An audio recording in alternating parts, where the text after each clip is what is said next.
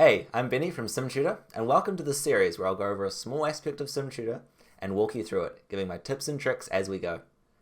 In this multi-part lesson, we're going to use what we learnt last week, how to record our screen, and put it into use to make a short simulation together on SimTutor.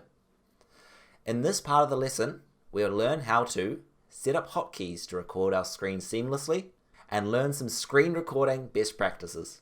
Let's get started.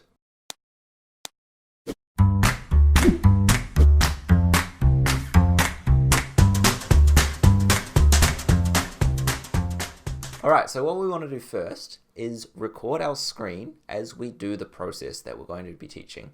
For this video, we're just going to do a flight search, basically. It's just a generic thing that's quite good for this kind of situation of software simulation. So we're going to, as I said, we're going to record our screen so the learner can see what they need to do. That's quite important. It's optional, but I think it's quite important for a learner to learn how to use software or something like that. If they can see the start to end in just a quick video, and then you can go into more detail and let them do each step themselves.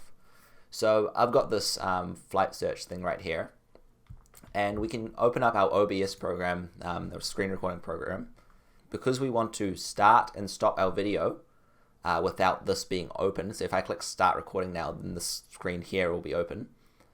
We can set some hotkeys. So if you go into settings, that was just in the settings over here, and then go into the hotkeys option, you can just select two random keyboard keys and use them as the hotkeys to start recording and then stop recording. So mine is this little backslash and then the asterisk sign to stop. Cool. So that means I can actually click away from this, and I can actually start recording by clicking the slash sign right now, and it will start recording. So once we're starting recording, I'm not actually recording this, just I've already got I've got one previously recorded, but I'll just show you what I'd do in terms of displaying your screen and the mouse movements and everything. So what you want to do is you want to be deliberate with your movements. You don't want to be kind of hanging around kind of on the side of the screen. You want to be direct, but also clear, and also not too quick. So for this example, I'm just going to book a flight from Auckland to Sydney, to teach someone how to book a flight from Auckland to Sydney on the 20th of December for 2 adults, one way. So if I started recording now, we'd have the mouse away from the position we want, and we want to move it nice and quickly, but also steady. Click one way, and then go to the airport, click, and then type in your things pretty quickly. And so just as you see, I'm kind of being quite quick about it, but also not too fast as well. And then you move your mouse, click travel date, and then you go down, hold it just for a second, click 20, and then hover over the next task, click one adult, and then click on 2, and then you can click search flights.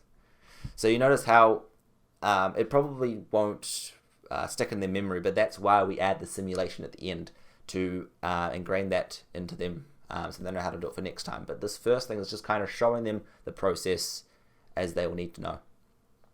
Cool. So as soon as we finish that, we'd stop recording. So I'd click my stop recording hotkey, and then we'll have it recorded. So I've got it over here, so I can open this up, and you can see how this is just what I basically did.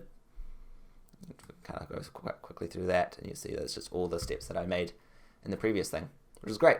So now we've got the video, but that's just going to be the thing at the start. We need to have those step-by-step points where the user or the learner will have to click on the correct parts or do the action when they're prompted.